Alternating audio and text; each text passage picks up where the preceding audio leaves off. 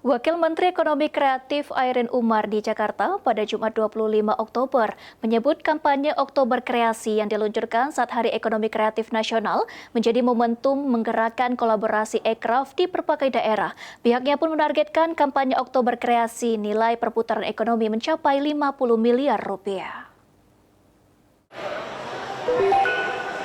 Kementerian Ekonomi Kreatif meluncurkan kampanye Oktober Kreasi pada perayaan Hari Ekonomi Kreatif Nasional 2025. Wakil Menteri Ekonomi Kreatif Irene Umar menyebut kampanye itu menjadi momentum nasional dalam menggerakkan kolaborasi ekonomi kreatif di berbagai daerah dari Sabang sampai Merauke.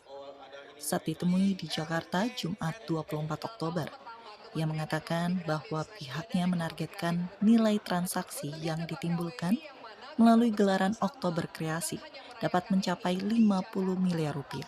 Ini nunjukin kekompakan kita dan komitmen dari Kabinet Merah Putih terhadap ekonomi kreatif Indonesia. Dan ini menjawab juga bukan hanya terpusat di Jakarta, tapi juga ada di 20-an kota. Tentunya thank you banget ke teman-teman di Gcraft yang sudah menjadikan ini sebuah movement. Dan ini bukan hanya satu hari, Sumatera sampai Papua. Ya, Sumatera 4. Betul, jadi all the way Sabang sampai Merauke kan kita jalanin. Dan ini kita berharap perputaran ekonominya 50 miliar ya. Amin. Wamenekraf juga menegaskan kegiatan ini adalah bukti nyata aktualisasi dan sinergi pelaku kreatif dengan lintas sektor dalam memperkuat ekosistem kreasi Indonesia. Dari Jakarta, Rian Rahman, Angga, Kantor Berita Antara mewartakan.